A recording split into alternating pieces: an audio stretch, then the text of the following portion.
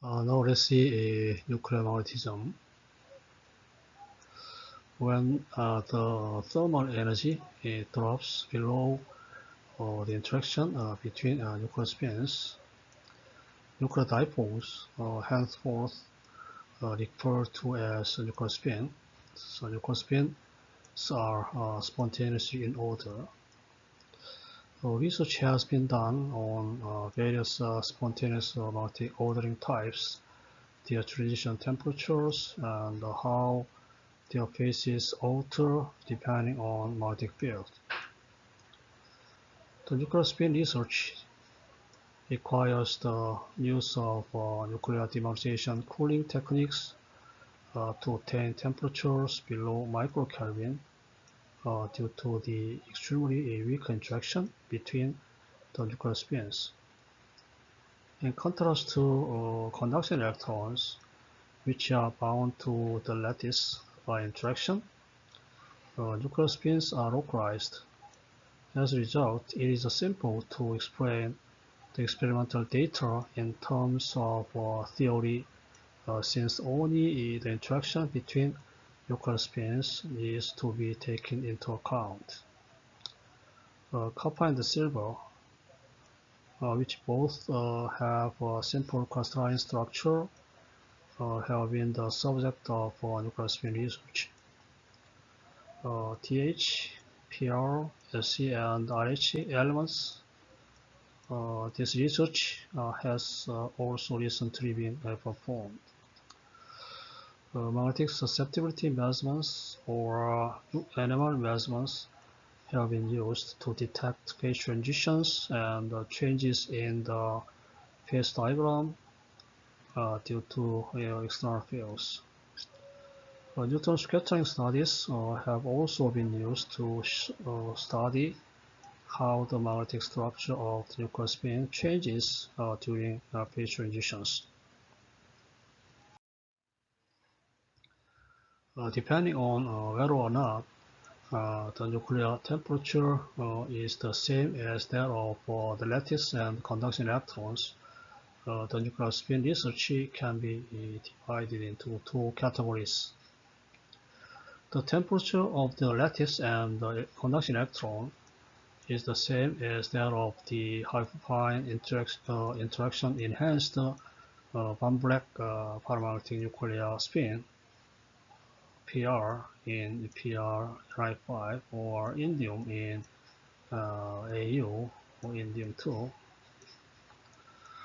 This is due to the short spin lattice relaxation time in these alloys, which allows the nuclear spins to quickly achieve thermal equilibrium with the lattice and conduction electrons following the demonstration cooling process. However, at very low temperatures, microkelvin region, metals like copper, silver, rhodium, and others have long spin lattice relaxation times. By applying a faster demonstration process, it is possible to alter the nuclear spin temperature in these materials so that it differs from that of lattice and conduction electrons. Since the spin lattice relaxation time in this situation is very long, a few hours, only the nuclear spin temperature may be defined separately from other material constituents. The Helsinki group used a fast demonstration cooling process, so-called brute force cooling method, to conduct nuclear spin experiments on copper, silver, and rhodium. The temperature of the coulom's nuclear spins is decreased below nanokelvin range in this fast demonstration cooling process, while the temperatures of the lattice and conduction electrons stay at mid-Kelvin. Due to the long spin lattice relaxation time, the nuclear spins are thereby thermally separated from the lattice and the conduction electrons, and this situation lasts long enough for conducting experiments. This figure shows the nuclear magnetic susceptibility measurements were used to determine the entropy variations of nuclear spins for the multicrystalline and copper as function of temperature. It is demonstrated that the antiferromagnetic transition takes place at 58 nanokelvin at this point. So you can see the jump in the entropy. So this corresponds to the antiferromagnetic transition. Measurements of the magnetic susceptibility along all directions x, y, and z for the single crystal copper were performed in order to look at how the nuclear dipole's structure changed in response to the external force. The figure depicts the coil configuration used for these magnetic susceptibility investigations. They discovered that the 100 plane is 4 degrees above XY plane, this XY plane, and 13 degrees twisted from the x-axis by X-ray diffraction. It was also found that the 001 plane was 8 degrees twisted off the g-axis. After cooling to the ultimate temperature, the susceptibility along the x, y, and z axis were measured during the duration of temperature increase caused by spin lattice relaxation. According to the external magnetic field, the figure depicts 3 distinct antiferromagnetic states. The behavior of the copper nuclear spins was paramagnetic if the external field was greater than 0.27 millitesla. So this range paramagnetic phase.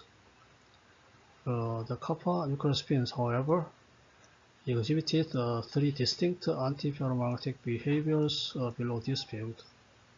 If we load the magnetic field, then we can count 3 distinct antiferromagnetic states depending on the strength of the field. The relative orientations of the nuclear spins are depicted in this figure by arrowhead directions. So this depicts the directions of the dipole moment vector. In contrast to copper nuclear spins, silver nuclear spins exhibit mutual exchange interaction that is 1,000 times stronger than the dipole-dipole interaction. As a result, the Heisenberg antiferromagnets, in which only the nearest neighbor interaction can be taken into account, are close to the silver nuclear spins.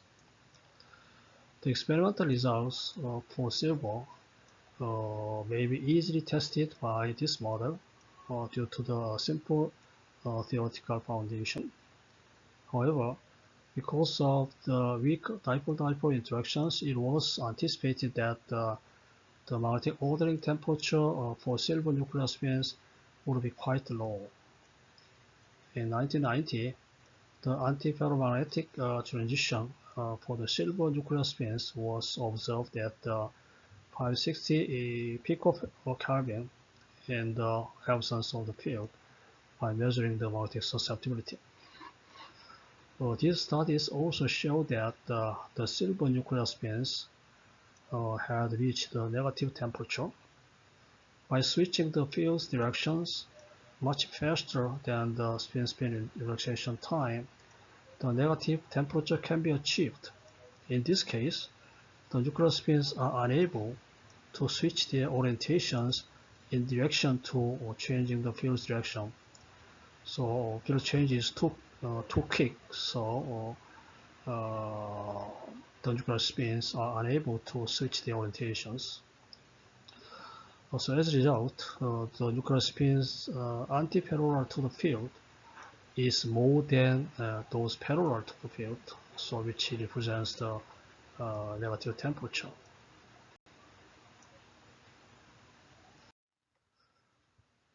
The silver nuclear spin were observed to transition from an anti-ferromagnetic to a ferromagnetic state at the negative temperature of minus 1.9 nanokelvin.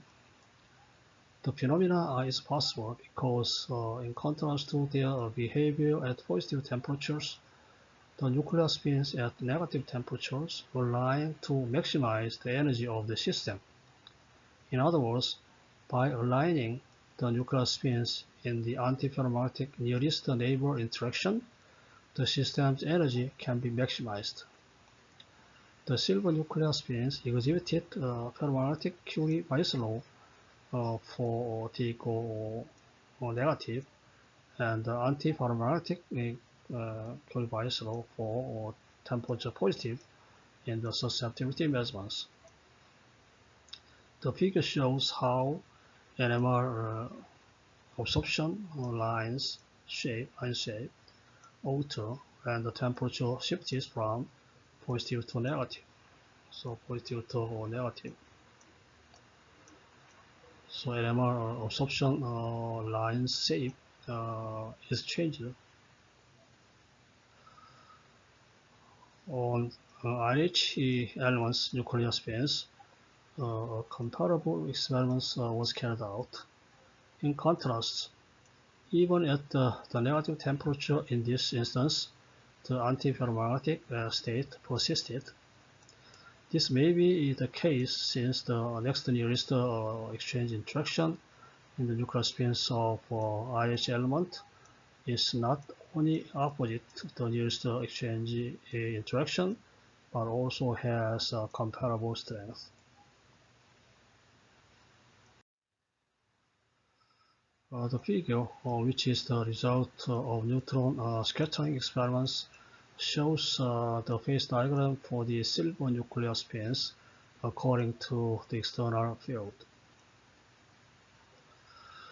The upper picture depicts the cross-line and directions of the silver sample, which is a thin plate. This is a thin plate, and this shows the cross-line structure. So, the phase transitions for the silver nuclear spins differ depending on the field of directions. So for red data corresponds to field direction is parallel to the 001 plane, and the blue data represents the data for the field parallel to 0.81 plane. So the phase transition for the silver nuclear spin differ depending on the field directions. By the measurements of specific heat, magnetic susceptibility, and NMR in the temperature range of this range and the field range of this range, the magnetic behavior of indium in the alloy Au or indium-2 has been studied. This experiment differs from the previously described copper and silver nuclear spin experiments in that just the nuclear spin's temperature was reduced in the copper and silver, while the temperature of the lattice and conduction electrons remained high. Okay, so for this copper and silver experiment. Before the thermal equilibrium between the nuclear spins and the other material constituents was established, the experiment to observe the phase transition of nuclear spins was carried out. So for copper and silver case, because spin relative relaxation time is sufficient to complete the experiments mentioned above. So this whole thing explain the case of the copper and the silver. But the indium case, however, in the case of indium, the spin lattice relaxation time is short. Cooling constant is just very small. As a result, the nuclear temperature Tn and the conduction electron temperature T are the same. Large magnetic moment 5.5 μm and the large spin quantum number 9/2 characterize the nuclear spins of indium. As a result, it was thought to be an ideal material with Tn equal Te to study nuclear spin studies. However, the nuclear spins and the electrons of indium have a quadruple interaction. Thus, indium has a rather high superconducting critical field, 28 militesla. Indium was therefore inappropriate for nuclear magnetic study. This problem could be overcome by using AU indium alloy. The AU indium alloy has a low superconducting critical field of 1.45 militesla. Also, the effect of the gold in the alloy on the magnetic moment can be disregarded because gold has low nuclear magnetic moment, just 0.14 μm. Since the alloy's Cooling constant varies only a little, so Tn equal T condition is still met. The susceptibility derived from the mutual inductance measurements and nuclear magnetic moments is obtained from NMR RFID signals are shown in the figure. This and that. While the susceptibility measurements were carried out in the field of 2 militesla, so that is susceptibility measurement data, the red ones. The measurements of the nuclear magnetic moment were performed in the field of 28 militesla, so this one. The peak can be seen at 55 microkelvin in the nuclear magnetic moment data for the 28 militesla case. So here, peak is obtained at 55 microkelvin. At 30 microkelvin, this peak value reduces by 100 times less, indicating the antiferromagnetic transition. So this one. So rapidly changing. So this is the antiferromagnetic transition.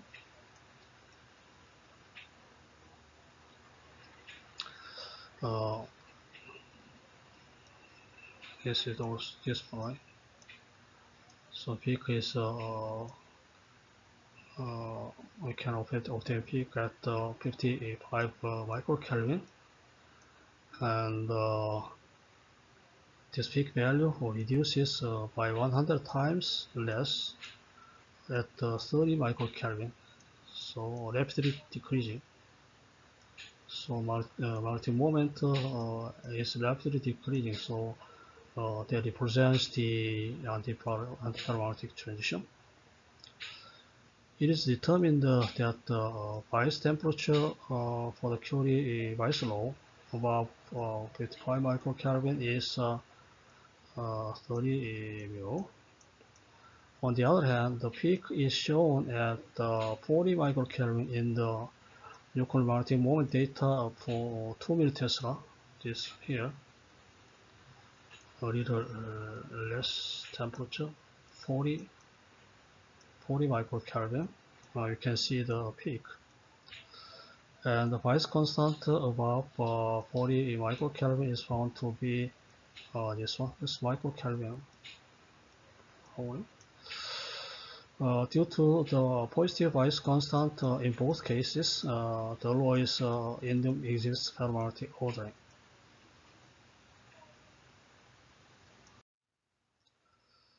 Specific heat measurements of nuclear spins supported the previous data for the nuclear magnetization measurement and susceptibility of nuclear spin. The figure shows the nuclear spin's specific heat at 3 different external fields. And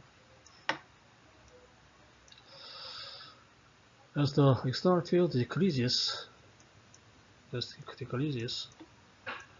a peak can be seen in 2 millitesla data. You can see the peak here.